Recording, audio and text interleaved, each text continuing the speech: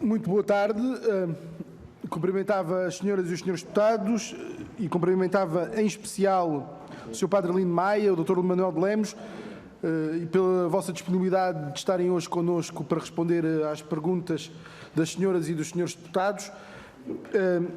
Explicava sumariamente o funcionamento, as regras de funcionamento desta audição.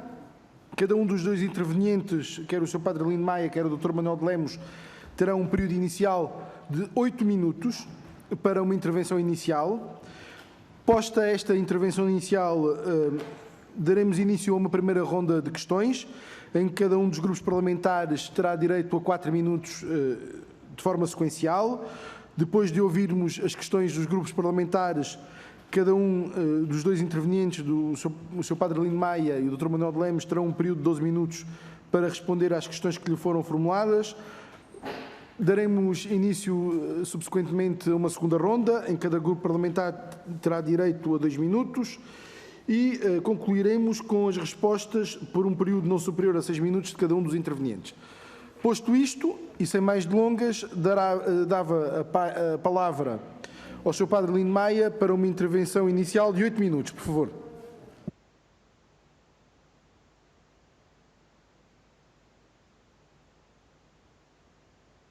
Eu quero, muito boa tarde, Sr. Presidente, quero agradecer vivamente esta oportunidade que me é facultada e quero manifestar o meu profundo respeito pelos seus deputados e pela missão que desempenham.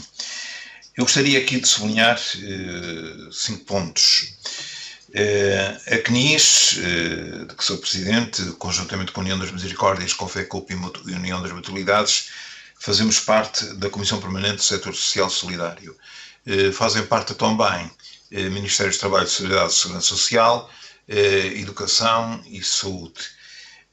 Diria que esta Comissão Permanente tem funcionado permanentemente. A Sra. Ministra convoca com uma assiduidade semanal esta Comissão Permanente. Noto que faz falta uma presença mais assídua, quer da saúde como da educação, nesta Comissão Permanente.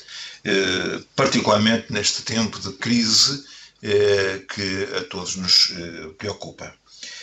Um segundo ponto que gostaria de sublinhar é sobre os apoios ao setor, às instituições de solidariedade. Considero muito importante a manutenção das frequências dos acordos por parte do Estado com participação, frequência relativa a fevereiro de 2020 e que se vai prolongar pelos tempos fora, até ao final da pandemia, independentemente do encerramento ou não das valências, ou da menor frequência ou não das valências. Queria também sublinhar a importância da domiciliação dos utentes dos centros de dia, que são apoiados nas suas casas como se fossem utentes de apoio domiciliário. Quero também sublinhar a importância de algumas medidas, o MARES, o Adaptar Social Mais, as brigadas de intervenção rápida. Quero também sublinhar a importância da aplicação ao setor do layoff. Quero, entretanto, manifestar a preocupação pela insuficiente atualização dos acordos de cooperação e pelos escassos apoios às valências que estão particularmente em crise, como sejam ERPIs, lares residenciais e também até aos centros de dia e centros de convívio, mas sublinho sobretudo ERPIs e lares residenciais. Queria, num terceiro ponto, sublinhar que continua a haver uma excessiva burocratização e dificuldades incompreensíveis postas por parte, particularmente, do IGF.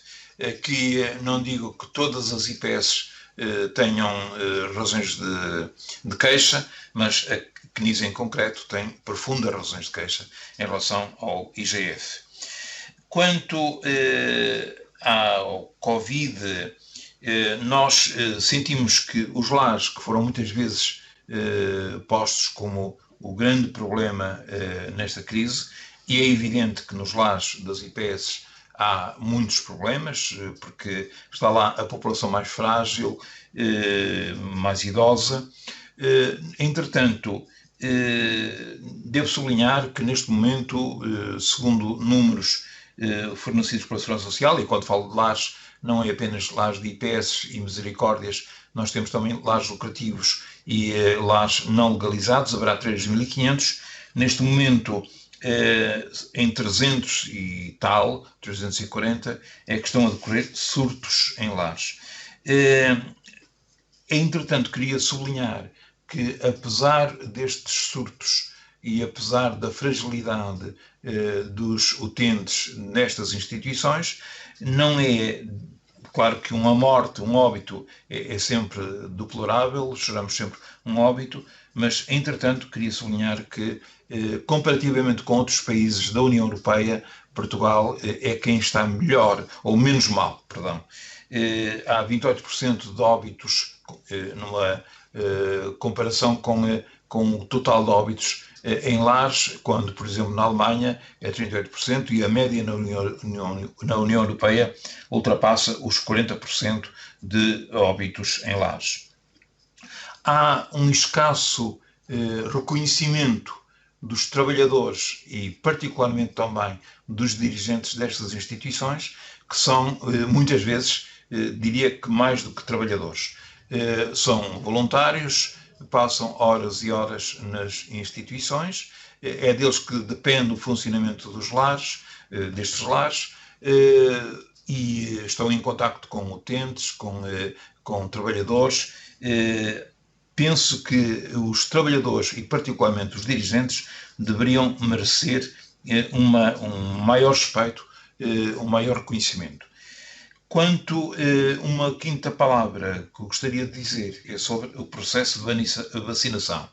O programa está a correr bem, e sublinho bem, até creio que contra todas as expectativas, começou antes da data prevista e completar-se-á ainda antes da data também prevista. Eu aponto 6 de março como data simbólica, mas a não ser nos lares em que ainda estejam a decorrer surtos, é previsível que acabe a vacinação antes dessa data, 6 de março. Claro que tem sido muito discutida a questão da vacinação aquilo que eu chamo de dirigentes ativos, e já disse o que entendo por dirigentes ativos. Eu penso que é importante que haja uma palavra pública de reconhecimento para estes dirigentes e de dizer que, de facto, devem mesmo ser vacinados, ou deveriam ter sido vacinados. Claro que sou absolutamente contra os abusos, mas também sou contra a perda de vacinas. Elas são poucas e é importante que, de facto, sejam todas aplicadas. E gostaria ainda de pedir à Assembleia da República, aos seus deputados, como o órgão máximo da democracia, que houvesse, diria, uma palavra no sentido de serenar, de pedir alguma calma, porque estou a notar em muitos dirigentes destas instituições um certo desencanto, uma certa vontade de recuar, e nós, sem estes dirigentes, sem estas instituições, ficaríamos muito mal. E, portanto, penso que é necessária uma palavra de respeito, de encorajamento, para que não haja, de facto, uma debandada, ou seja possível, amanhã, substituir alguns dirigentes. E era, primeiro momento, era aquilo que me apetecia dizer. Muito obrigado. Agradecer ao Sr. Padre Lino Maia. Passava a palavra para uma intervenção inicial de 8 minutos ao Dr. Manuel de Lemos, por favor. Muito boa tarde, Sr. Presidente, senhores deputados. Eu peço desculpa de estar assim com este aspecto, uma vez que estou na minha casa, mas tenho aqui uns colaboradores meus a trabalhar e por medidas óbvias de precaução tenho que estar com a máscara. Penso que me ouvem bem. Em primeiro lugar, manifestar o meu agradecimento à Assembleia da República e aos senhores deputados por nos quererem ouvir, manifestar o meu profundo respeito e admiração pelos senhores deputados e dizer o seguinte: eu não vou gastar os 8 minutos por uma razão muito simples, é que eu praticamente poderia subscrever na íntegra a intervenção do Dr. Lino Maia, o que não admira tantas vezes ao longo do dia, ao longo deste ano, nós falamos, não houve seguramente um único dia em que não tivéssemos trocado opiniões sobre o que se está a passar e como se está a passar. Neste contexto, eu iria dizer o seguinte: primeiro, penso que, e é importante salientar isso, que a nossa relação com o Governo e com o Estado português tem sido permanente, tem sido frutuosa, e dessa cooperação tem sido possível manter os lares, nomeadamente, e a proteção aos idosos razoavelmente bem protegida, e como dizia há bocadinho o Dr. Lino Maia, é preciso ter presente que os óbitos em lares em Portugal, em relação aos números, isto são números que a senhora Ministra nos forneceu no dia 30 de janeiro, portanto há 4 dias, que os óbitos em Portugal, os óbitos em lares, representam 28% do total dos óbitos. É evidente que a nós não nos satisfazem os números, porque quem morre nos nossos lares é o Zé, a Maria, o António, pessoas que nós conhecemos e, portanto, os números às vezes são muito frios e perdem esse sentido. Mas que o país a seguir é a Alemanha, e a Alemanha não está com 28%, está com 43%. E já agora gostava de vos contar aqui uma pequena nota, que é o seguinte: aqui há dias, participando num webinar europeu, quem representava o Reino Unido era um jovem que depois me mandou uma mensagem dizendo que era português. Eu falei com ele, e ele, no fim, ele disse, e perguntei-lhe qual era o financiamento. Qual era o financiamento dos lares? Ele trabalhava num lar de uma organização que tinha um acordo em bruto parecido com o nosso. Nós, como sabem, recebemos cerca de 400 euros por mês, e ele recebia 1.600 euros por quinzena, o que estamos a falar de 3.200 euros por mês. É bom que nós percebamos do que é que estamos a falar e a taxa de mortes no Reino Unido, como sabem, é elevadíssima, é quase o dobro da nossa, se não mais do que o dobro. Portanto, eu gostava de salientar este aspecto, dizer aquilo que o Dr. Lino Maia já disse em relação aos nossos colaboradores. Era importante que o financiamento aumentasse. Eu recordo-me que quando o primeiro-ministro, o engenheiro António Guterres, assinou com o então presidente da União das Misericórdias e o presidente da União das IPES, que mais tarde se transformou na CNIS, Padre Vítor Melícias e Padre José Maia, disse, eu estava lá a assistir, que o Estado devia pagar no mínimo 50% e preferencialmente 60% do custo de respostas sociais.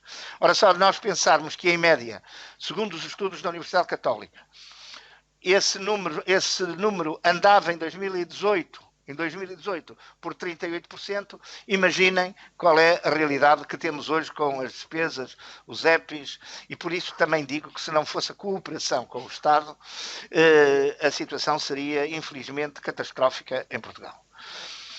Depois dizer, em relação à questão das vacinas, do processo de vacinação, que o processo de vacinação, de uma maneira geral, correu bem.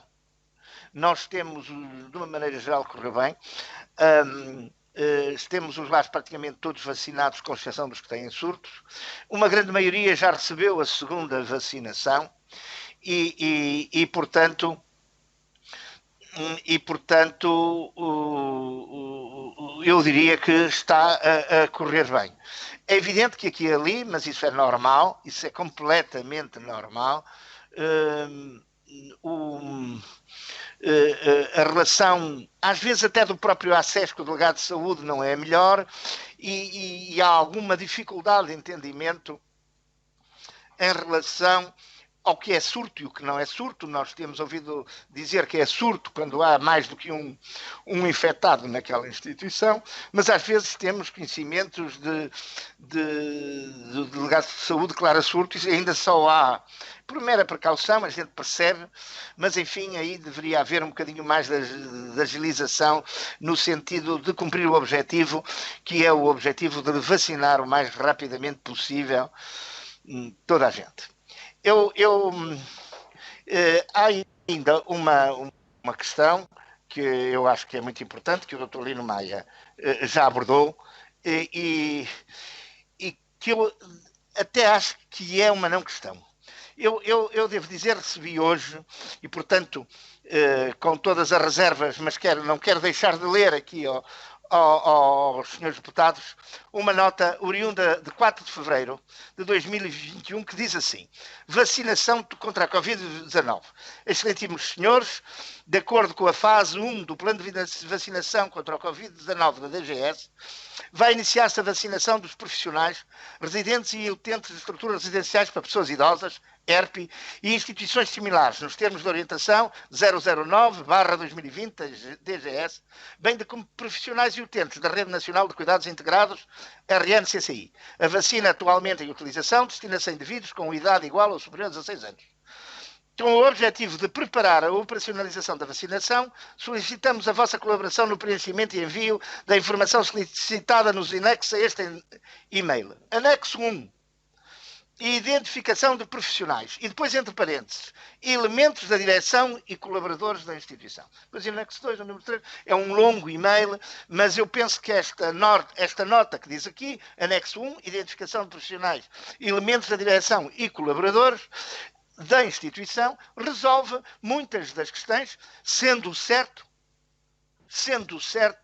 que houve abusos inaceitáveis e que põem em causa o bom nome de toda a gente.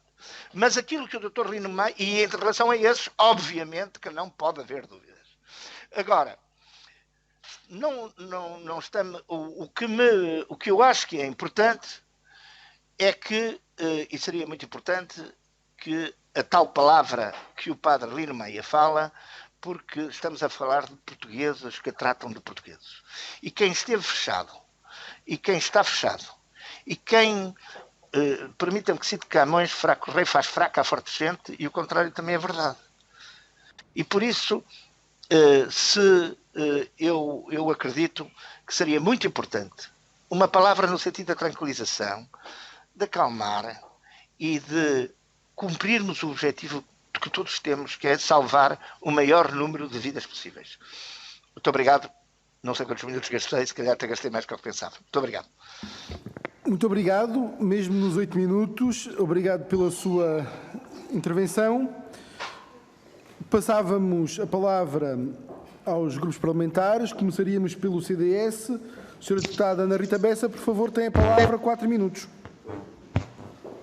Muito obrigada. Começo por cumprimentar o Sr. Padre Lino Maia e o Sr. Dr. Manuel de Lemos, agradecendo quer a disponibilidade, quer a forma honesta como colocaram as questões prévias, e eu gostaria de, essencialmente, debruçar-me sobre 3. Em primeiro lugar, um aspecto aqui já muitas vezes referido, que tem que ver com a sustentabilidade financeira.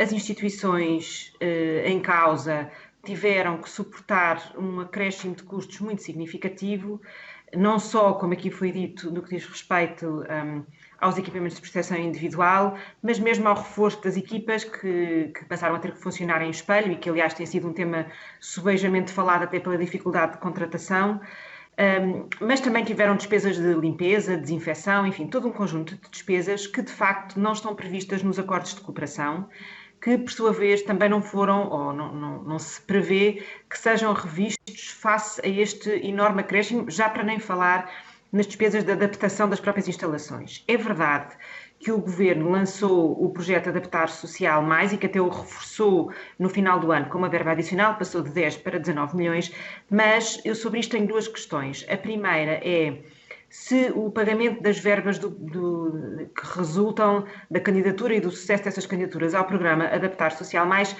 quando é que começou a ser feito e se tem seguido um fluxo que seja da vossa satisfação, das vossas instituições, porque o que vemos na execução orçamental é que ainda só foi executada uma parcela baixa destes 19 milhões de euros.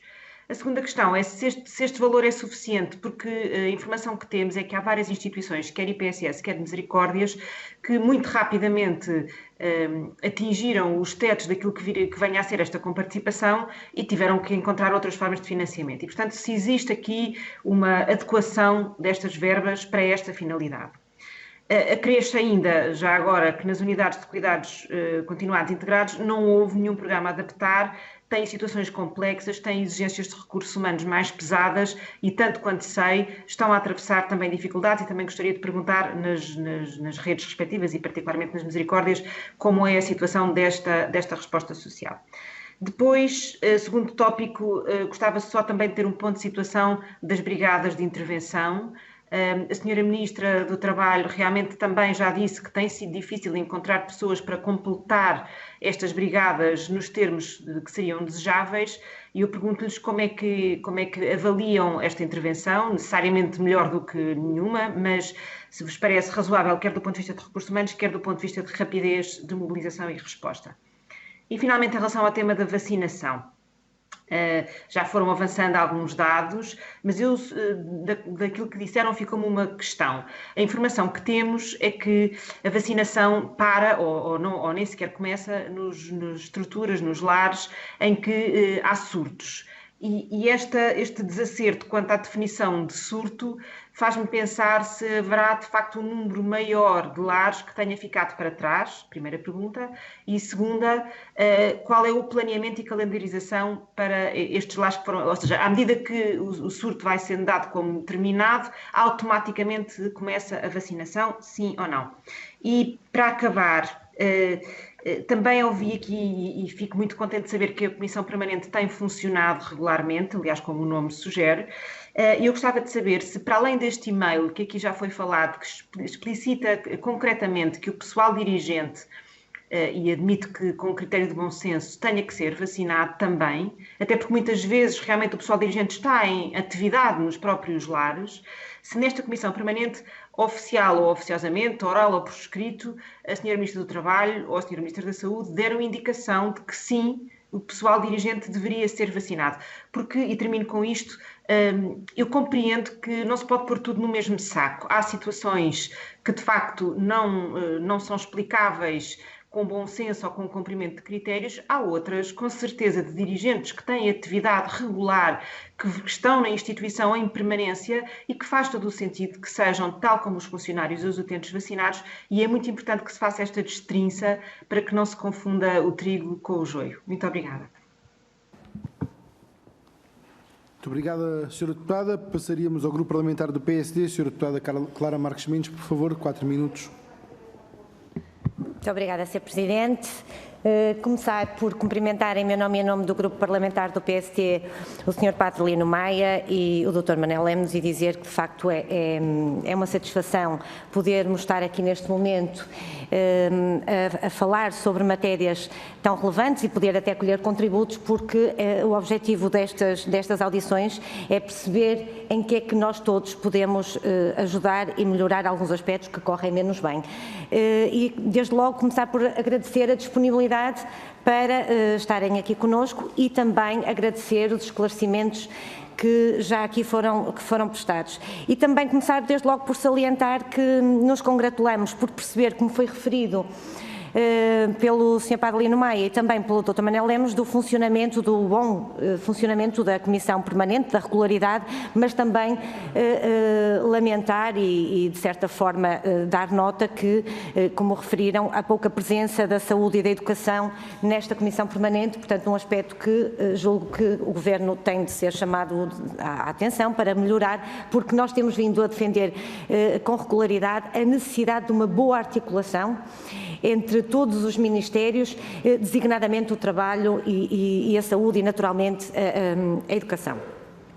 Eu tenho aqui algumas questões que gostaria de abordar, mas antes mesmo de abordar essas questões, eu queria deixar aqui uma nota de reconhecimento, do profundo reconhecimento que o PSD tem relativamente às instituições que representam. Nós temos vindo, dizemos-lo várias vezes, temos vindo a reiterar a necessidade e a importância que este setor tem na sociedade, chegando onde muitas vezes o Estado não consegue chegar, com umas respostas sociais de proximidade e que conseguem ajudar os mais frágeis, os mais vulneráveis e, portanto, deixar aqui uma palavra de reconhecimento, de agradecimento a todas as instituições, a todas as nossas instituições que representam. E então, entrando aqui nas questões que gostaria de abordar, começava desde logo por falar da questão que também, de certa forma, já foi aqui um pouco abordada, que é a questão dos apoios sociais e aqui, em particular, do programa Adaptar Social Mais. Nós, e também já foi referido há pouco, nós sabemos e o PSD tem vindo várias vezes e reiteradas vezes e por diversas formas a necessidade de não se falhar com este setor. E não falhar com este setor, designadamente temos vindo a reclamar que deve haver a atualização dos acordos de cooperação, desde logo fazendo refletir os aumentos que têm ocorrido no salário mínimo nacional. E, portanto, porque nós sabemos das dificuldades que as instituições têm. Portanto, neste momento, por maioria de razão, dados os acréscimos das despesas para, designadamente, a higienização, a nova adaptação às novas regras, há despesas acrescidas. Portanto, o Adaptar Social Mais, o programa, é, sem dúvida, uma medida importante, uma medida que nós consideramos, de facto, é que não pode falhar. E como há pouco tempo tivemos conhecimento que o Sr. Padre Lino Maia deu nota que havia atrasos neste Adaptar Social Mais, nós gostaríamos de deixar aqui a primeira questão, que era perceber se esses atrasos já estão regularizados e, se não estão, se têm ideia para quando estarão. Um outro aspecto, estou a ver o meu tempo a passar com alguma rapidez e, portanto, vou ser bastante sintética. Um outro aspecto prende-se com as brigadas de intervenção rápida. De facto, nós preocupamos-nos, saudamos esta medida desde o início, mas preocupamos-nos com notícias que ouvimos que elas são ainda insuficientes. Já solicitamos à Sra. Ministra do Trabalho a necessidade do reforço destas brigadas e, portanto, também gostaríamos de ouvir sobre esta matéria. Por fim, falar do plano de vacinação. E aqui apenas uma nota, já alguns aspectos foram referidos e agradecemos mais uma vez as palavras que aqui deixaram e corroboramos de facto que não pode haver abusos, porque os abusos fazem com que nós deixemos pessoas para trás e ninguém pode ficar para trás. E aqui há uma preocupação que eu queria deixar e pedir, de certa forma, aos dois aqui um esclarecimento, que é o seguinte: terminou a primeira toma da vacina relativamente aos lares. A primeira toma da vacina terminou sendo que 30 mil idosos, cerca de 30 mil idosos, foi o que veio a público, não foram vacinados na sequência de surtos em lares. O que nós queremos perceber é se têm a garantia, por parte do Governo, designadamente nesta Comissão Permanente, se logo que terminarem os surtos, estes 30 mil idosos vão sendo vacinados e, portanto, a garantia de que há vacinas para estes 30 mil idosos. E, mais uma vez, reiterar que, de facto, estas instituições merecem o nosso reconhecimento e terão, da parte do PSD, sempre o nosso reconhecimento. Muito obrigado, Sra. Deputada. Muito obrigada. Grupo Parlamentar do Partido Socialista, Sr. Deputado João Paulo Pedrosa, por favor, 4 minutos. Muito obrigado, Sr. Presidente. Sr. Presidente, Srs. Deputados, cumprimentar o Sr. Presidente da União das Misericórdias, Sr. Dr. Manuel Lemos, Sr. Padre Lino Maia, e dizer, em nome do Grupo Parlamentar do Partido Socialista, que Vossas Excelências e os colaboradores das vossas instituições são credores do penhor não só do Grupo Parlamentar do Partido Socialista, como dos portugueses, pelo trabalho inquebrantável que têm tido no combate a esta pandemia. Seguramente que os resultados não teriam sido aqueles que têm sido se Vossas Excelências não tivessem a força e o arrojo e os colaboradores que têm tido e, portanto, acho que o país vos deve uma palavra de grande apreço e solidariedade. Eu tinha aqui 3 questões muito breves para colocar e é sabido que o Governo colocou como primeira prioridade a atuação nos lares. E Vossas Excelências já o acabaram de dizer, com a questão da Comissão Permanente que reúne todas as semanas para esse efeito. O Sr. Padre Lino Maia acabou por dizer, até no contexto europeu, aquilo que foi a atuação nos lares foi de uma grande efetividade e isso é muito importante. O Governo tomou um conjunto de medidas, eu queria fazer um balanço dessas medidas. A primeira pergunta, um conjunto de medidas muito importantes, mais de 1 milhão de EPIs, a questão da formação com as Forças Armadas, o Adaptar Social Mais, o programa Marés, as brigadas de intervenção rápida. O Sr. Dr. Manuel Lemos disse que nunca faltou um tostão, disse numa entrevista ao I, para as brigadas de intervenção rápida e que nisso a Cruz Vermelha tinha sido inexcedível. 2.000 lugares para retaguarda em casos de idosos infectados, etc. Se pudessem, o conjunto de medidas são muito vastas e significativas. Se tivessem que dar uma sugestão de uma medida adicional, de uma medida que eventualmente possa estar em falta, que sugestão é que dariam à Segurança Social para essa medida? Esta era a primeira pergunta. Depois, nós temos vindo a falar aqui muito no Parlamento da questão dos lares sem alvará. Outros dizem ilegais, mas sem alvará. Sabemos que esta é uma matéria controversa. O Estado, para além de aumentar as fiscalizações, o Governo conseguiu, através da Proteção Civil, identificar mais 800 lares sem alvará. O Parlamento já fez uma recomendação ao Governo para que também se socorra da rede social para identificar eventualmente algum que tenha ficado fora.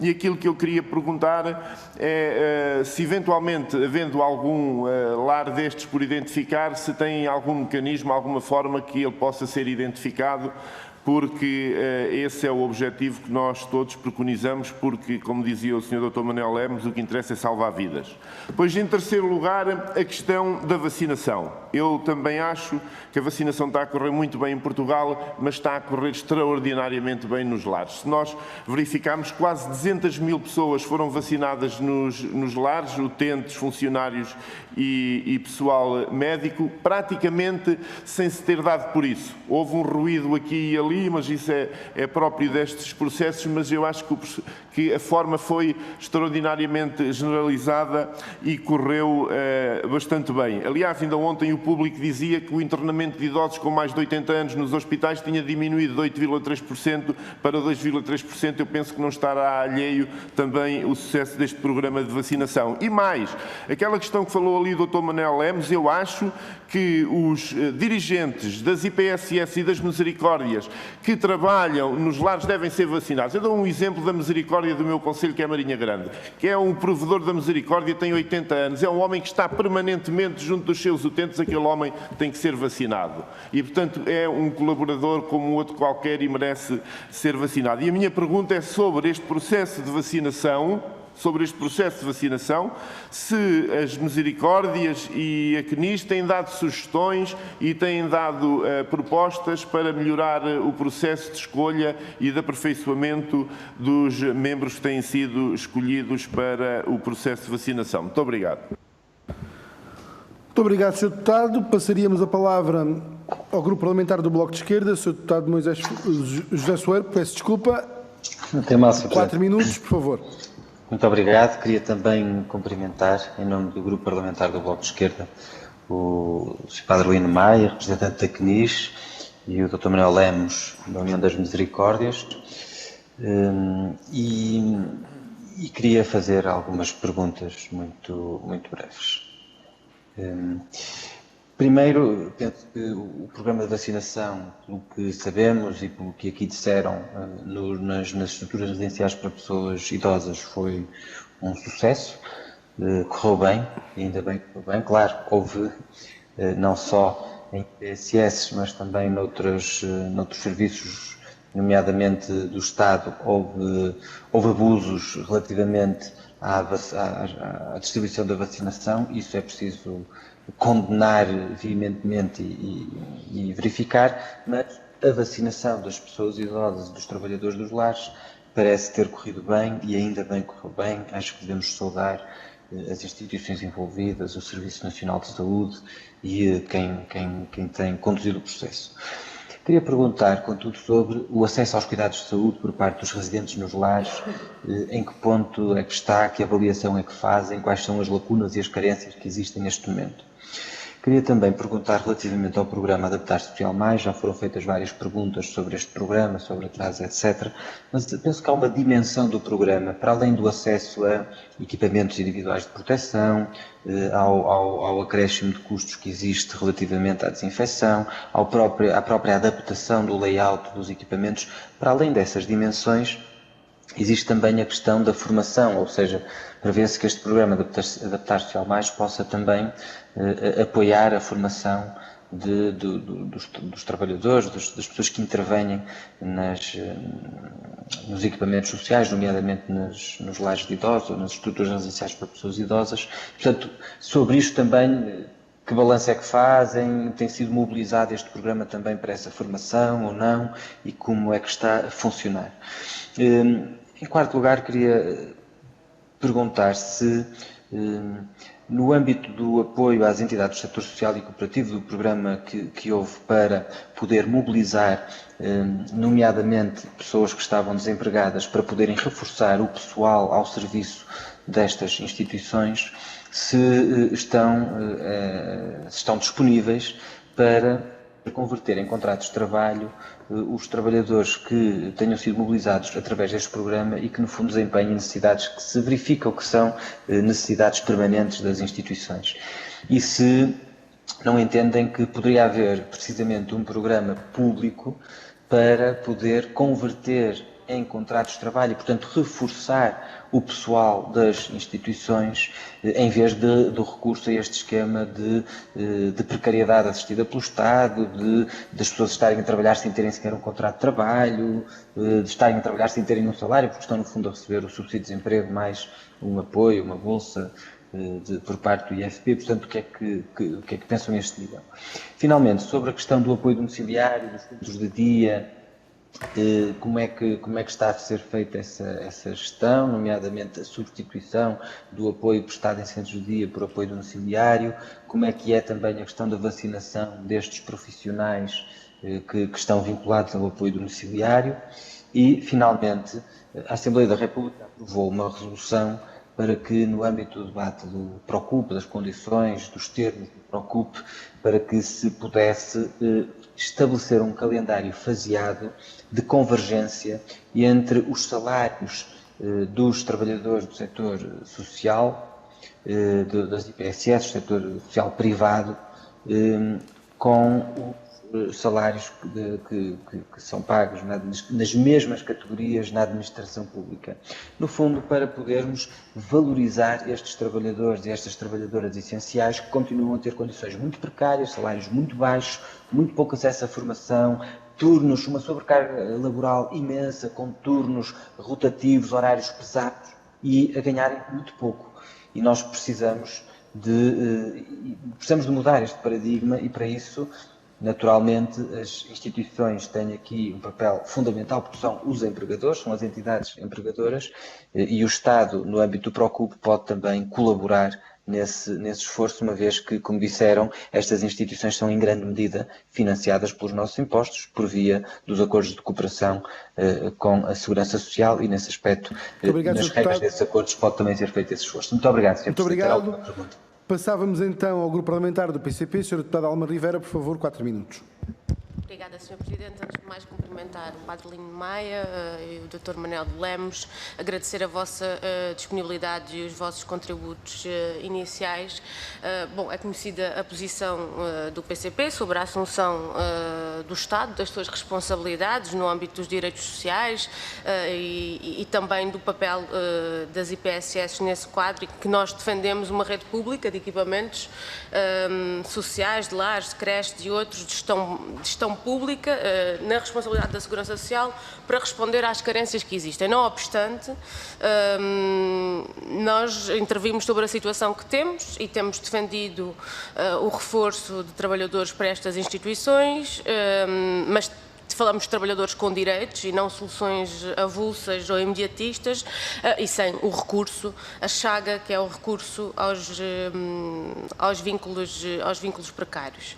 E, portanto, devendo ser dadas respostas de emergência, que sim, que nós também achamos, também devem ser tomadas medidas que resolvam problemas estruturais e a carência de profissionais nas instituições, assim como a necessidade da sua valorização, seja ao nível salarial, seja nas suas condições de trabalho, uma vez que é um setor em que o trabalho é muito duro, muito mal pago, um setor maioritariamente feminino, portanto com trabalhadoras, em que, portanto, as condições não são nada boas. Bom, estes elementos são os que nós temos colocado em diversos momentos, temos apresentado propostas também para o contexto em que temos. Posto esta introdução, gostava de colocar algumas questões mais particulares. Em primeiro lugar, desde logo, era a consideração ao nível das diversas valências de como é que estão a viver o momento, ou seja, das crianças, dos jovens, dos idosos, das pessoas com deficiências, como é que cada uma destas diferentes realidades está a ser acompanhada. Nós até no âmbito desta comissão também já ouvimos portanto, associações ligadas ao cuidado de crianças e jovens, e sabemos que existem particularidades a ter que ser acauteladas. Por isso pedíamos, se nos pudesse fazer um retrato da situação, os problemas com que se confrontam e as dificuldades, para que nós também possamos intervir no sentido de as solucionar.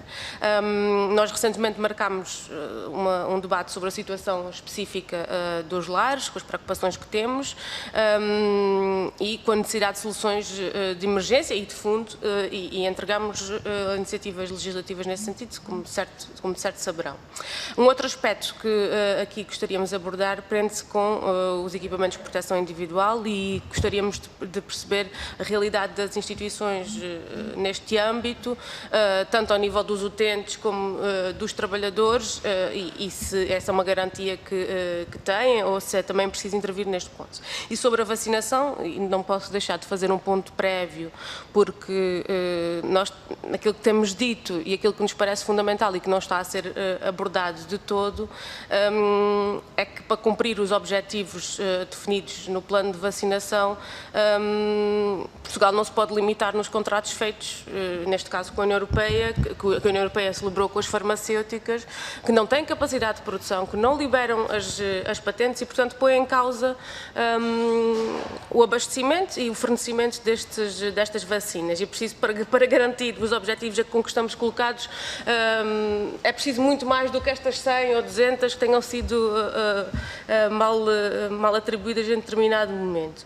E, portanto, perguntávamos sobre a questão da vacinação, posto esta primeira consideração, qual é o balanço das instituições que foram até hoje abrangidas e das que tenham ficado de fora, e se têm informação de quantos utentes vacinados, quantos profissionais, destes quantos já têm as 2 tomas e, portanto, têm o processo concluído, e aqueles em que esse não aconteceu.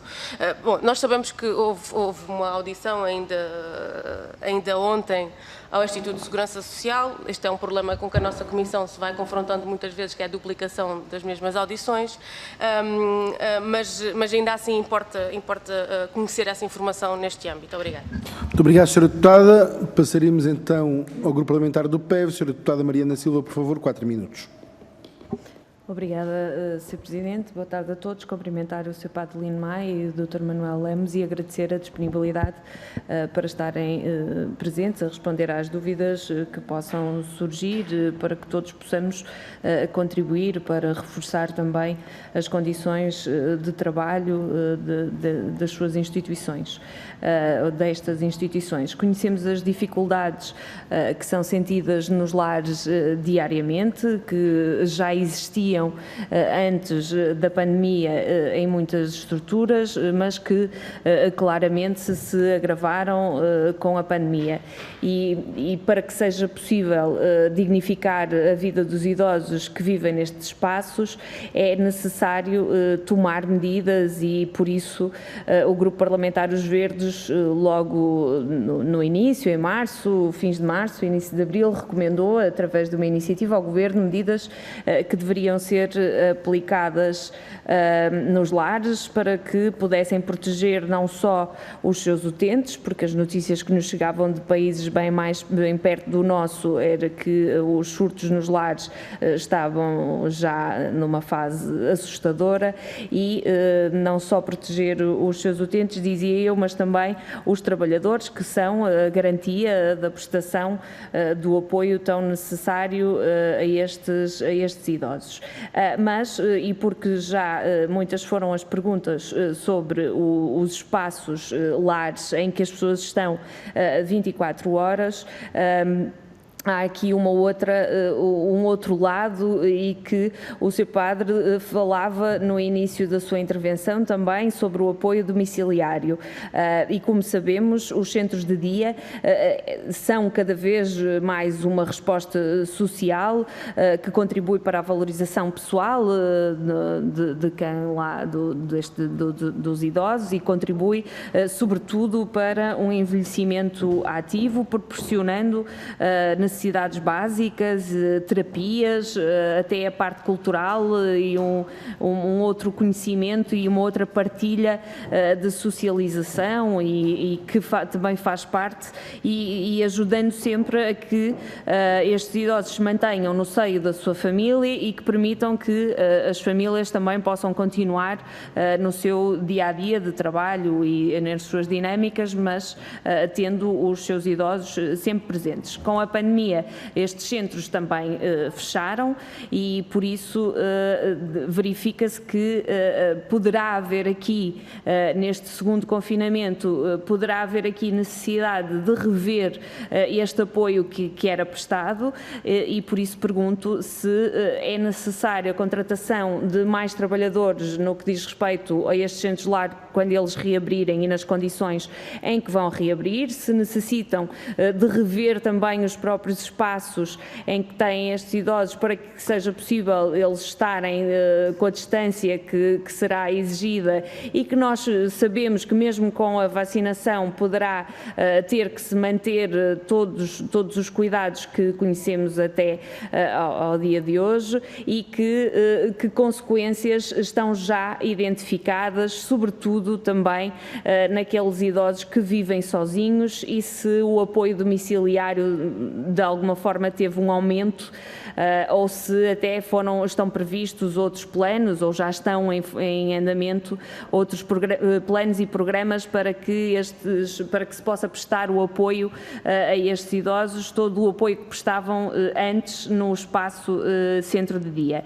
E por outro lado, dizer que, e até porque recebemos testemunhos de idosos que estão nos lares que preferem, e isto será sempre um desabafo, como todos podemos concordar, mas que preferem morrer de Covid do que a ficar meses a fio sem ver os seus familiares, os quais estavam habituados a ver, e muitos deles a ver com muita frequência, e por muito que as novas tecnologias nos ajudem na criação de manter estes laços, não percebo e não percebemos como é que os espaços lares ainda não conseguiram adaptar salas em que estejam através de um vidro, através de algo que proteja os idosos, mas que os idosos não sintam que foram abandonados pelas suas famílias, e as famílias não sintam que os seus idosos estão a morrer de solidão quando estes estão realmente preocupados com Obrigado, eles. Sra. Deputada. Dava então para períodos de resposta a palavra ao Sr. Padre Lino Maia. 12 minutos, por favor, Sr. Padre.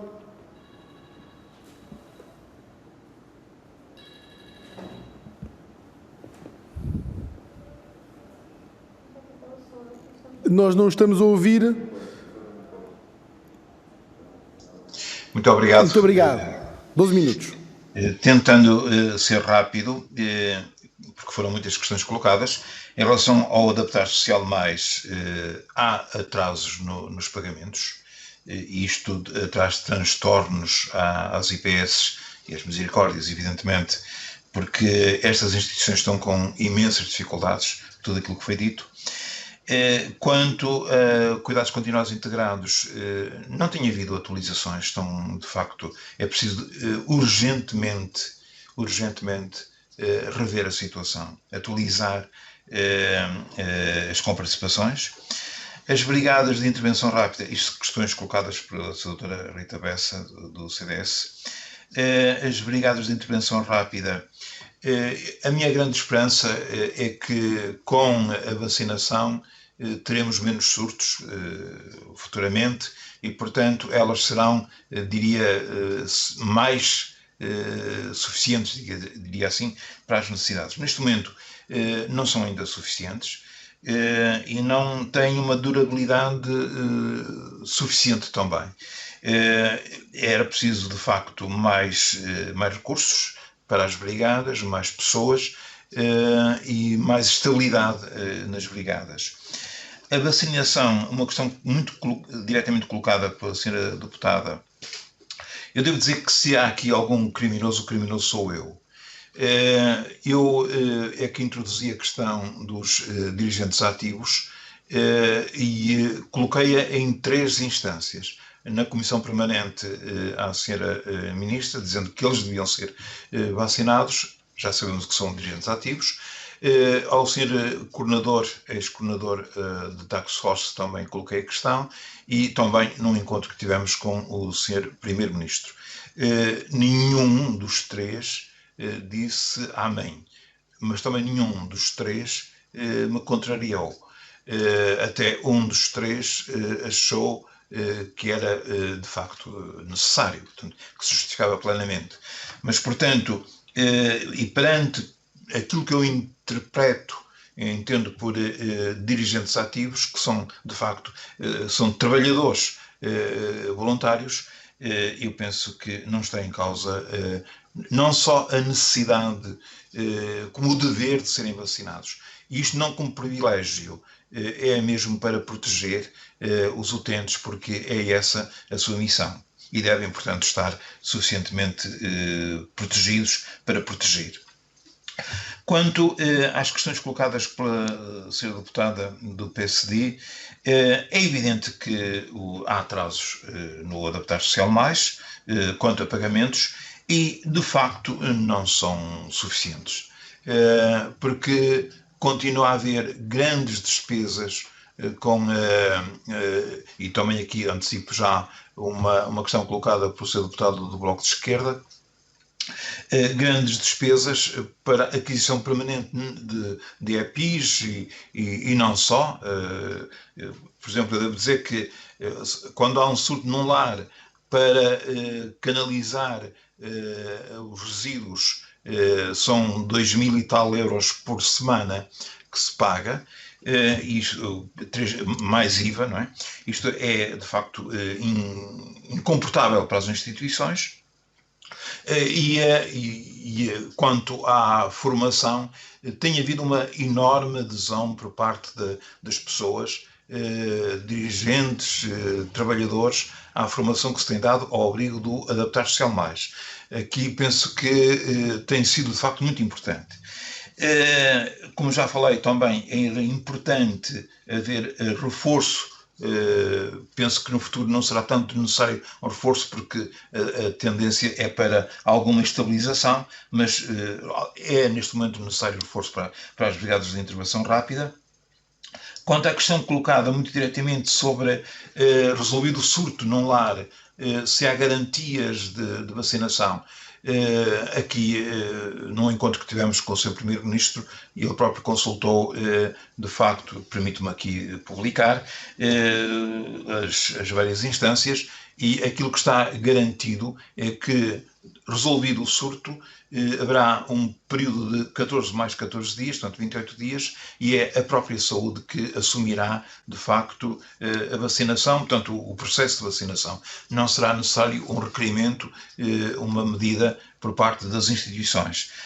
Estaria, de facto, em agenda a possibilidade de encurtar esse ato de tempo, encurtar para que não sejam 28 dias, mas isso está, e eu acredito piamente que está garantido.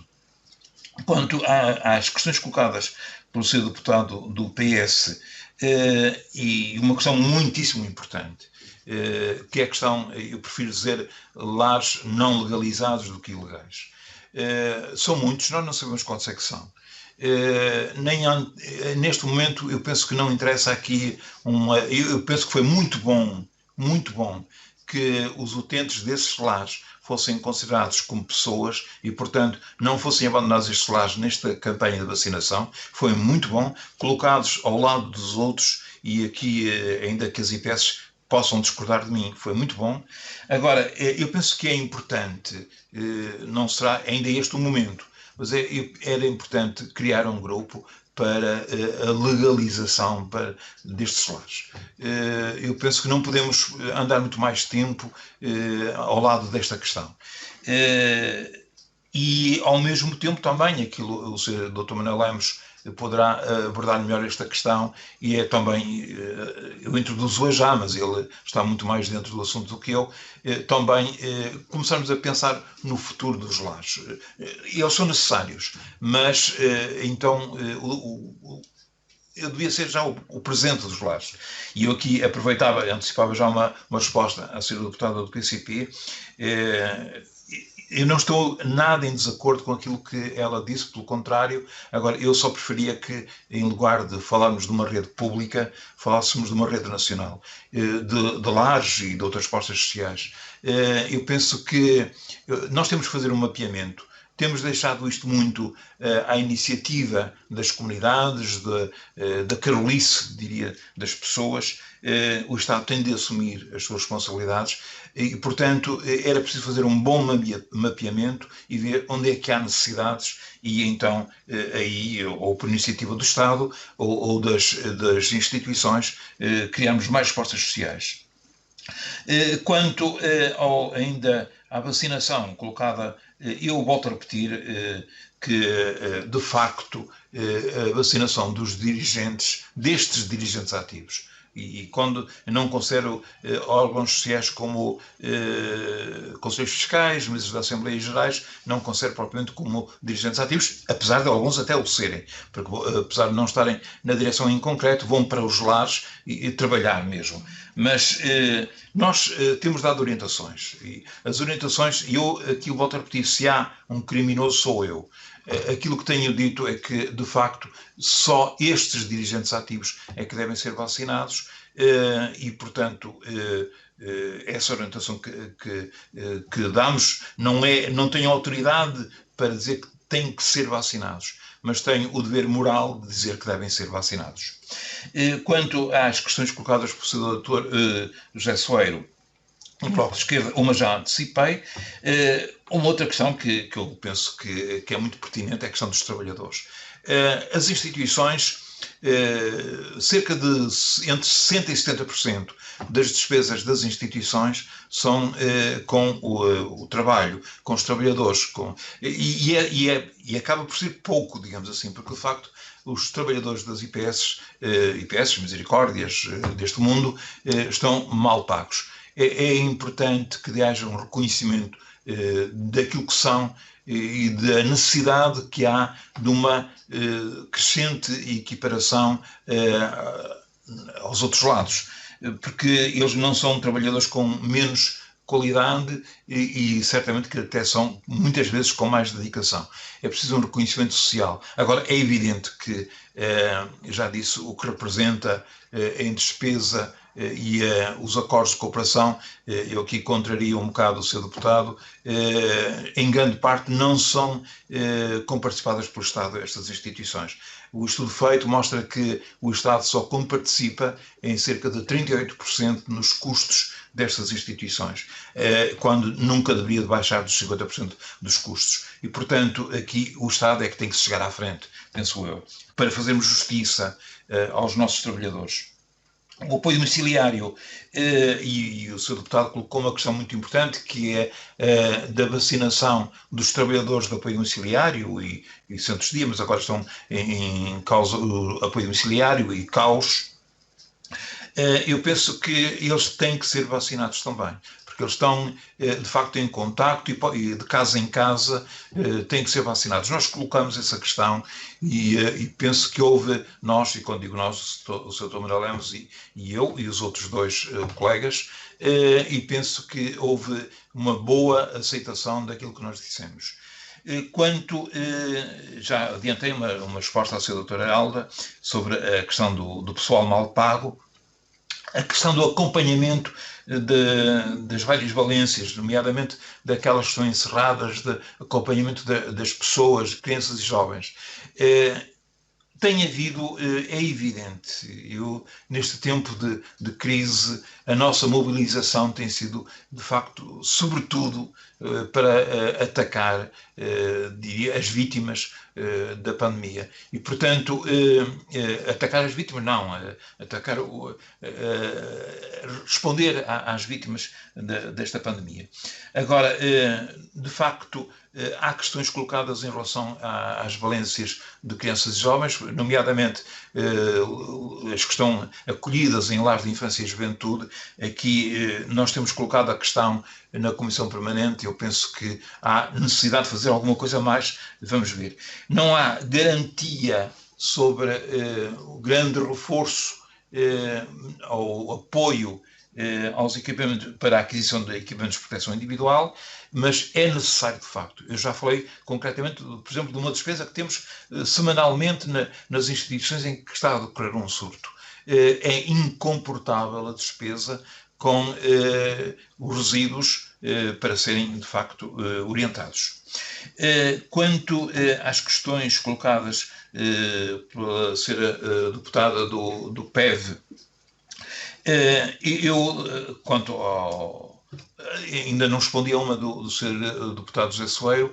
Eu queria também dizer que estas instituições empregam muita gente e querem empregar mais gente, e precisam de empregar mais gente, porque, de facto, aqui há uma componente humana muito importante e gente muito qualificada. Já temos gente muito qualificada, mas precisamos, de facto. Agora, o que precisamos é também de mais apoio para isso. Mas, voltando às questões colocadas para terminar. Mesmo para terminar, a questão da revisão dos espaços. É muito importante, de facto, que haja, e está a ser feito, mas, sobretudo agora, na reabertura das várias valências, que haja, de facto, uma revisão dos espaços e com higienização, etc. Estamos atentos a isso.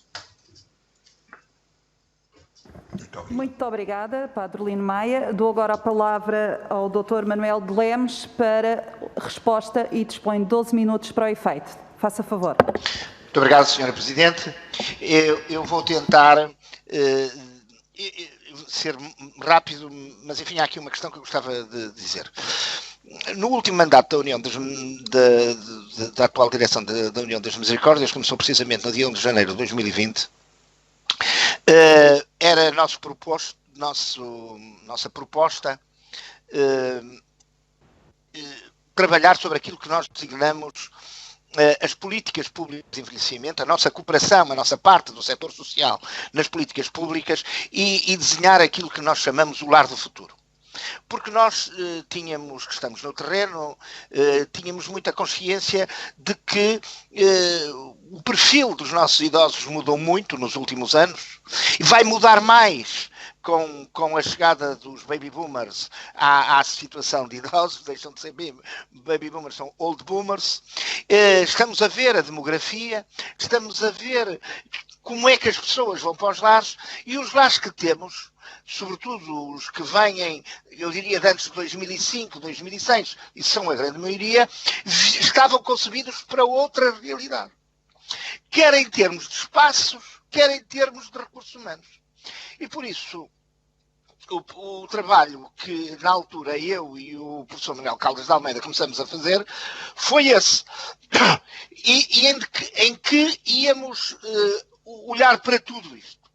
Bem, tomamos posse no dia 1 de janeiro, 2 de janeiro, e no dia 6 de março estávamos perante a pandemia e, portanto, nós tínhamos muitas notas, tínhamos muito trabalho junto, mas, digamos, perante a pandemia tivemos que mudar um bocadinho de objetivos. A partir de setembro deste ano, eu e o Dr. Manuel Caldas de Almeida começamos a trabalhar em conjunto para fazer aquilo a que chamamos as tais políticas públicas. A nossa proposta para as políticas públicas de envelhecimento e o lar do futuro. Eu quero vos dizer que esse trabalho está praticamente concluído. Estamos em fase de revisão. Tem um corpo, vai ser apresentado sob a forma de um e-book para que todos tenham acesso rápido a isso.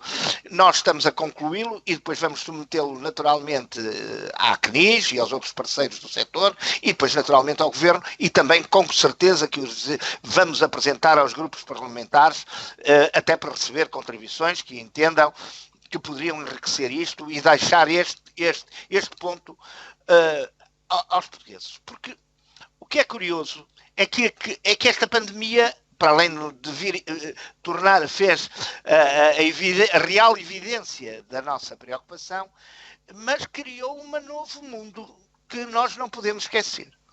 E o novo mundo que criou, senhores deputados, é que há despesas que nós tínhamos pouquinho e agora vão ser contínuas. É as despesas dos EPIs, é as despesas da proteção, são as despesas com recursos humanos necessários. A lei não nos obriga a ter médico, a lei não nos obriga a ter psicólogo, a lei não nos obriga a ter nutricionista, a lei só obriga a um enfermeiro por cada 40 utentes. E tudo isto, se queremos mesmo ter uma política pública de envelhecimento, já nem estou a dizer do rácio dos trabalhadores, dos auxiliares de lar, dos auxiliares de serviços gerais, que tem que ser alterado. Isto tudo se traduz numa palavra: financiamento. E se o Estado português não for capaz de nos ajudar no financiamento, e aquele número dos 38% que o Dr. Lino Maia e eu dissemos há bocadinho, era para a realidade de 2018. Eu acredito que se a mesma equipa fizer o estudo em 2021, não vai mostrar que a participação do Estado é de 34%. Deve estar nos 30%, ou talvez menos. Porque os custos foram brutais. Brutais. Aqui há dias uma misericórdia pequenina que teve um surto, gastou no primeiro mês mais 50 mil euros. E, portanto, digamos, com o quê? Com tudo. Com arranjar espaços, EPIs, os acrílicos, os resíduos, tudo isso custou muito dinheiro. E vai custar mais, porque por outro lado, os senhores deputados sabem que a Rede Nacional de Cuidados Continuados previa ter 15 mil camas em 2016. Nós estamos em cerca de 9.500, 9.600 camas. E porquê é que não há mais? Não há mais por uma razão muito simples. Não é que as misericórdias e o setor e até que não quisessem ter mais unidades, porque percebem a sua real importância no próprio SNS. É que hoje não se pode falar do SNS sem se falar da Rede Nacional de Cuidados Continuados. E nós sabemos bem isso, porque sabemos até o número de camas que em estreita colaboração com o Ministério da Saúde, e nomeadamente com a Ministra Marta Temido, nós temos arranjado nas misericórdias para pôr pessoas com Covid e pessoas que tiveram Covid nos casos mais agudos e precisam de cuidados médicos a sério e de enfermagem no Covid. Não podemos só falar, quer dizer, isto tem que ser um desígnio nacional. Tem que ser um desígnio nacional. É evidente que as brigadas são muito importantes, foram muito importantes, continuam a ser muito importantes. Mas no interior transmontano, as pessoas que lá estão são aquelas. No interior da Beira Baixa, as pessoas que lá estão são aquelas. É muito difícil para a Cruz Vermelha recrutar enfermeiros e até simples auxiliares de serviços gerais. Há aqui um conjunto, ou pegamos aquela gente todas e fechamos o resto do país, isso é uma pressão política, qual tomarei a minha posição como cidadão, mas enfim, é o que é, ou então, senhores deputados, temos que nos sentar todos, eu tenho todo o gosto, sem horas, sem tempos, de nos fechar convosco todos, de todos os partidos, porque o que está em causa aqui são os portugueses, e sem parti-pris, porque de facto, e a senhora deputada Mariana tem toda a razão, com o apoio domiciliário, e outros também têm, o novo pivô do envelhecimento não é o lar. O novo pivô do envelhecimento é o apoio domiciliário. Porque as pessoas, eu incluído, eu tenho quase 72 anos. Tenho de estar bem disposto, mas tenho quase 72 anos. Eu quero ficar até onde puder no meio dos meus livros, da minha casa, das minhas memórias, das minhas raízes. É aqui. E se eu quero, todos os portugueses têm o mesmo direito que eu tenho. E, portanto, o lar é a seguir. E a unidade de cuidados continuados a seguir. E o apoio... Hoje, os centros de dia são antecâmaras dos lares. Há muita gente que se inscreve no centro de dia para assegurar um lugarzinho lá à frente. Não é just in case, é just in need. E quando a situação se coloca assim, senhores deputados, nós podemos dar muitas sugestões. É claro que o Marés foi muito importante. Nós fomos buscar aos Marés. Foi uma medida ótima da senhora Ministra. Ótima. Mas importa, e o senhor deputado José Soeiro tem toda a razão, importa transformar isto em cuidados definitivos. E depois, ao fim do mês, para lhe pagar. Como é? Os lares... Sabem porque também pululam lugares ilegais. Porque como a comparticipação está nos tais 30%, as instituições, para corresponderem às justas obrigações do Estado, têm que pedir mais dinheiro às famílias. E as famílias não têm dinheiro. Logo vão para os lares ilegais. É preciso dizer isto com desassombro. Agora, uma rede pública... Se o Estado tiver dinheiro para ela, até podia começar logo pelos lares ilegais. Está aí muito espaço para fazermos a tal rede nacional. Agora, a questão, dizem que estão 35 mil pessoas em lares ilegais. Ninguém sabe. Talvez as câmaras todas juntas com as instituições, nós sabemos onde abriu o senhor deputado Pedrosa, dizia-me sugestões. Nós podemos ajudar. Os nossos técnicos e os nossos funcionários sabem onde há os lares ilegais, porque às vezes eles vêm dos lares ilegais para nós e às vezes vão lá para os lares ilegais. E muitas vezes vão para casa, porque a família também não quer pagar nada. Portanto, esta situação conjunta de um país que é pobre e às vezes tem vícios de rico, tem que ser calmamente, com serenidade, com calma, com muita ponderação refletida. Dito isto, eu diria que todas as medidas são bem-vindas, mas como são transitórias, nenhuma é definitiva. O que é definitivo é sentarmos todos a ver o que é o tal lar do futuro, e a União das Misericórdias vai fazer a sua proposta, e depois ver quanto é que isso custa. E como dizia o Dr. Lino Maia, já deve ser o lar do presente, não é o lar do futuro. E quanto é que isso custa? E temos que aproveitar a bazuca para as tais obras. Mas de que vale eu ter 500 piscinas se depois não tenho água para lá meter dentro? O que é a água? A água é o abastecimento financeiro da exploração, não é o investimento. E, portanto, senhores deputados, eu queria vos dizer que sim às brigadas, sim ao Marés, em relação à formação, a União das Misericórdias fez N webinars, tem feito praticamente todas as semanas webinars para fazer formação. Também gostava de dizer que a senhora Ministra já nos comunicou, seria injusto que não o dissesse, que apesar de ter havido algumas dificuldades em relação ao Adaptar Social Mais, que tem lá de facto aquelas verbas que os senhores referiram e que vai tornar isso automático e portanto vai alargar o programa, mas estamos sempre a falar em medidas transitórias. E estamos a falar num plano de emergência, mas este plano de emergência tem que ser um passo. Há bocado um dos senhores deputados dizia muito bem que há muitos idosos. Quantos provedores me disseram a mim? Eu não tenho direito. Os meus idosos dizem, eu prefiro morrer com dignidade, isto é, morrer com os meus amigos. Era fundamental ter lá psicólogos. Era fundamental. Nós não temos dinheiro para lhes pagar. Era fundamental ter mais enfermeiros. Primeiro não há enfermeiros, como sabem. Mas depois o contrato coletivo é muito baixo. Porquê? O financiamento é muito pequeno. E, portanto, não estamos numa matéria que a União das Misericórdias, ou a CANIS, ou temos que ser todos juntos a tentar ajudar. Esta pandemia teve coisas péssimas, horrorosas.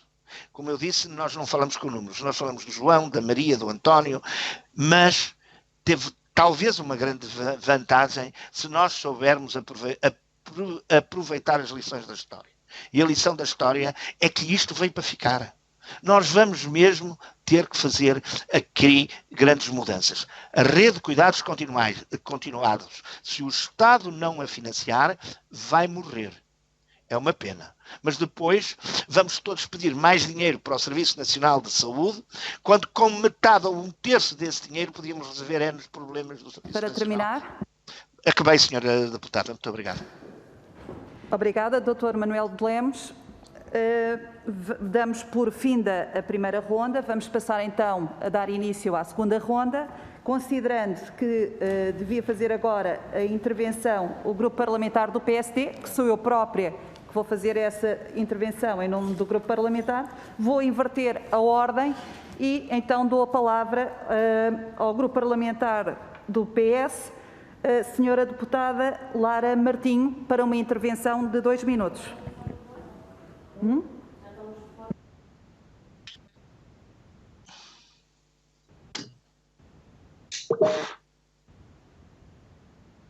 Não estou a perceber. Eu peço desculpa, não sei se conseguem ouvir. Sim, faça favor, senhora deputada. Vamos dar então início. Faça favor.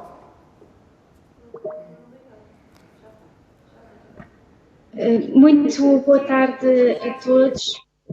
Senhora Presidente, cumprimento também o Sr. Padre Lino Maia e o Sr. Dr. Manuel de Lemos, e as minhas primeiras palavras são de facto de reconhecimento pelo inexcedível trabalho que as IPSS e as Misericórdias desempenham no apoio mais próximo a quem precisa. São milhares os portugueses que são apoiados em todo o território nacional, e posso testemunhar de forma muito particular nos Açores o trabalho excepcional que é desenvolvido nas 9 ilhas.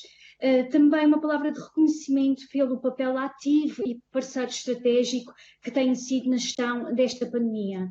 Testemunhámos ao longo destes meses intensos e exigentes a dedicação, o esforço dos dirigentes, trabalhadores, famílias e voluntários nas RPs, nas IPSS, que perante uma situação nova adaptaram-se de forma rápida e num espírito de missão e cooperação implementaram medidas de saúde pública e diminuição do contágio e mesmo perante o cansaço físico e emocional não descuraram da sempre difícil atenuação das dores da solidão e da saudade dos familiares sentidas pelos seus utentes. É também de salientar que durante esta pandemia assistimos ao reforço dos serviços prestados, permanecendo sempre na linha da frente, e por isso a minha primeira questão é, sabendo nós que em particular nos lares o principal fator de risco é o contato dos utentes com as pessoas de fora, funcionários, as pessoas que garantem o funcionamento da instituição, como consideram que se poderá minimizar esse risco.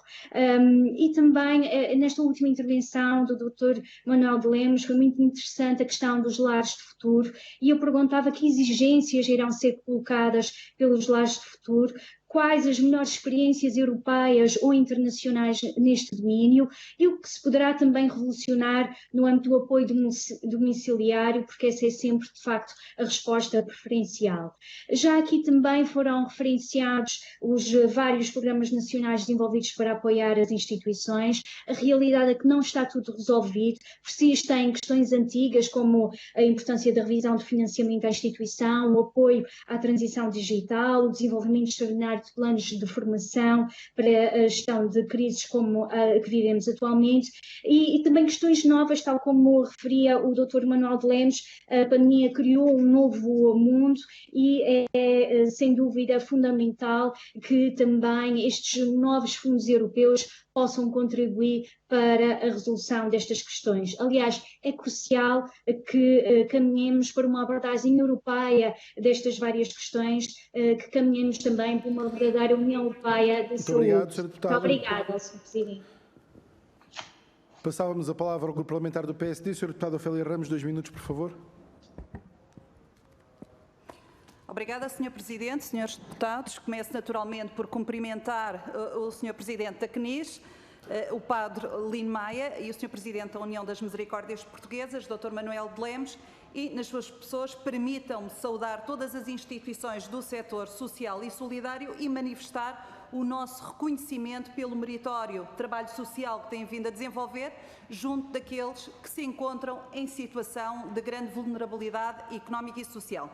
Todos nós reconhecemos que as instituições do setor social e solidário têm um papel central na proteção social à população, mas não nos podemos esquecer que essa é uma função do Estado que, não podendo assegurar diretamente estes serviços, transferiu essa responsabilidade para o setor social.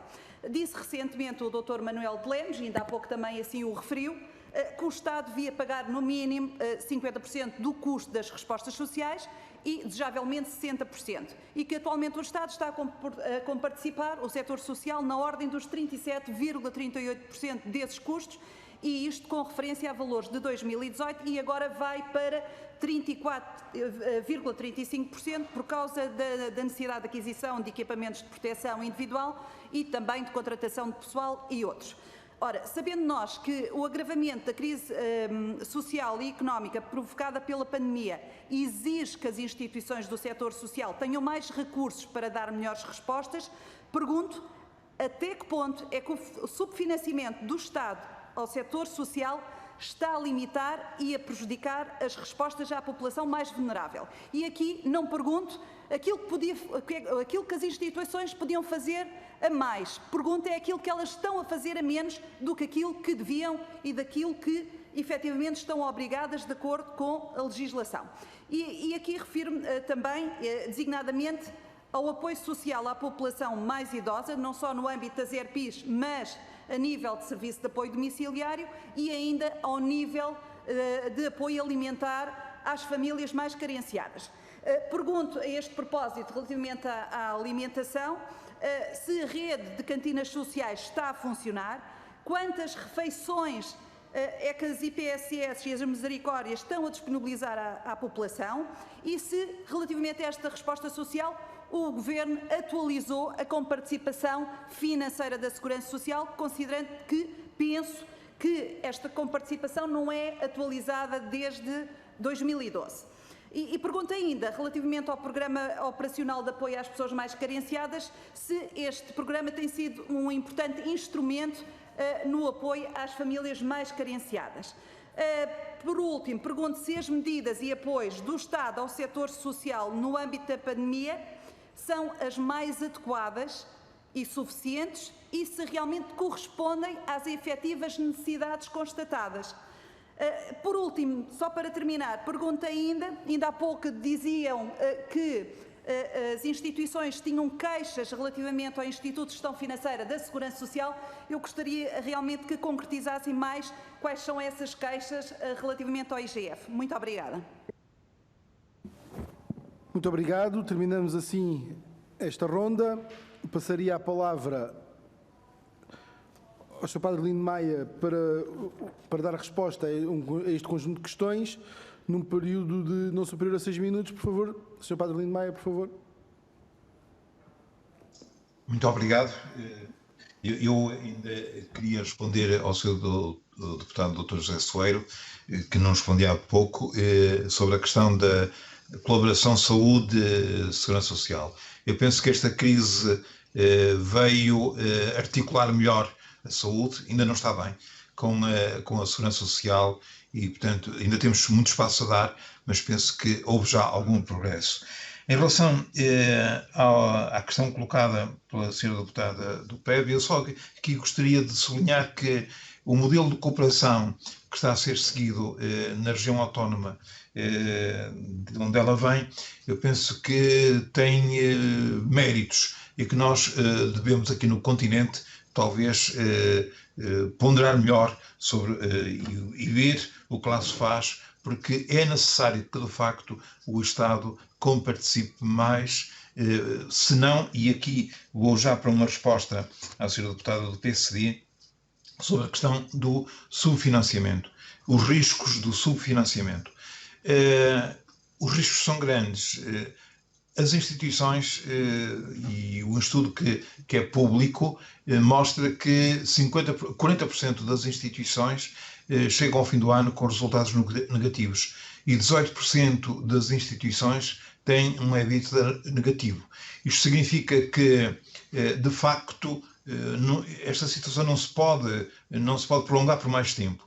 E pode haver o risco, e este último estudo mostra, pode haver o risco de as instituições começarem porque precisam, de facto, de prestar os serviços, ter de selecionar os seus utentes. Isso é grave porque afasta-se daqueles que são, de facto, a população preferencial das instituições, que são os mais carenciados.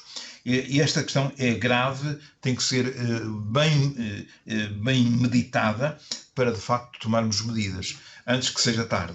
Quanto à questão das cantinas sociais, elas estão a funcionar, neste momento com dificuldades acrescidas por causa do confinamento, mas devo lembrar que, de facto, não há atualização das comparticipações. Portanto, continuamos com pagamentos insuficientes e que precisam ser atualizados.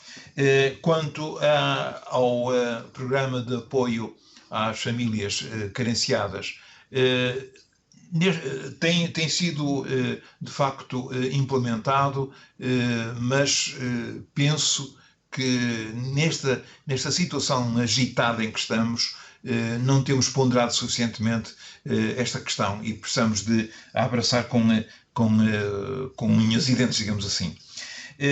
Até porque, de facto, tem aumentado mesmo muito o número de famílias em dificuldade. Pelo desemprego, pelo aumento de despesas e, portanto, temos de abraçar esta questão com muita força. Quanto à questão concreta do Instituto de Gestão Financeira, a questão é muito simples. Eu não direi que, eu aliás na altura disse isso em concreto, não serão tanto as IPS em geral que estão com razões de queixa, é a crise em concreto que está, porque houve um protocolo assinado em maio para a CNIS, a União das Misericórdias, a Confecup e a União das Mutualidades adquirirem EPIs e outros elementos para a reabertura, concretamente, de creches e CAUs. A CNIS teve a despesa toda e está a ter muita dificuldade em receber, e está endividada, em receber o dinheiro a que tem direito por despesa já feita.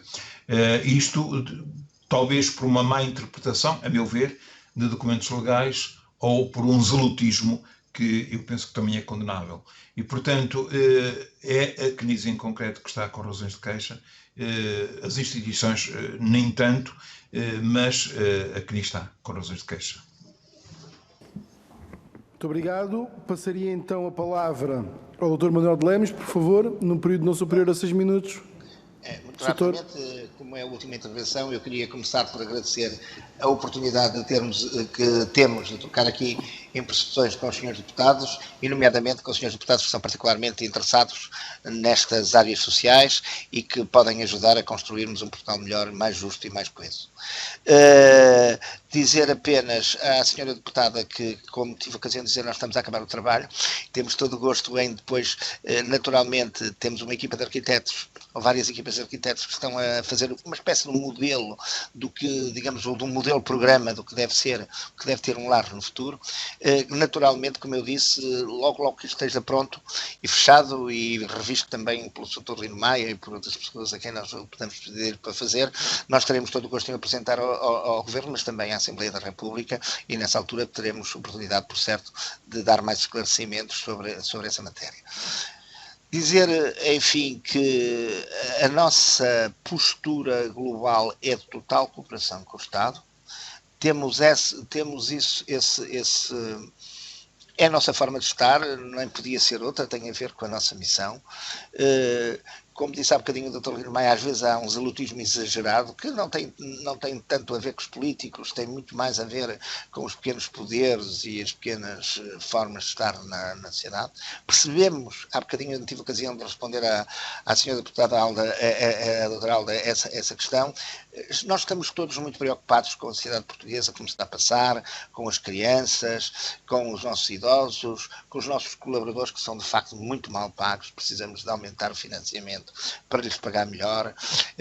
Temos que criar, as pessoas que tiverem melhores condições de vida, que com certeza que trabalham melhor. Nesta matéria, apesar de tudo, eu acho que é de saudar, e acho que a Assembleia da República deve estar muito contente com isso, a maneira como nós todos juntos, não é o A, nem o B, nem o C, mas todos juntos, temos contribuído para que, no quadro da tragédia que vivemos, conseguirmos. Eu lembro-me que a professora Laura Aires, com quem tive o prazer de trabalhar há muitos anos, dizia, brincando entre os portugueses entre os portugueses e os franceses, com a imigração francesa e a maneira de falar, ela dizia: quand on se regarde, on se désole, quand on se compare, on se console. E penso que é um bocadinho isto que estava em cima, que eu queria transmitir hoje, e agradecer mais uma vez a vossa disponibilidade para nos ouvirem e as nossas preocupações e a forma de todos nos ajudarmos uns aos outros. Muito obrigado. Muito obrigado. Um cumprimento final ao Sr. Padre Lino Maia, ao Dr. Manuel de Lemos, pela vossa disponibilidade para responderem às senhoras e aos senhores deputados. Dizer também que nós continuaremos o nosso trabalho, na certeza que as instituições em Portugal continuarão o seu, e também sentimos essa segurança na Assembleia da República por parte daqueles que as representam, nomeadamente a CNIS e a União das Misericórdias. Muito obrigado pelo vosso trabalho. Estaremos sempre também ao vosso dispor. Senhoras e senhores deputados, nós continuaremos para mais uma audição. Não sei se de imediato temos.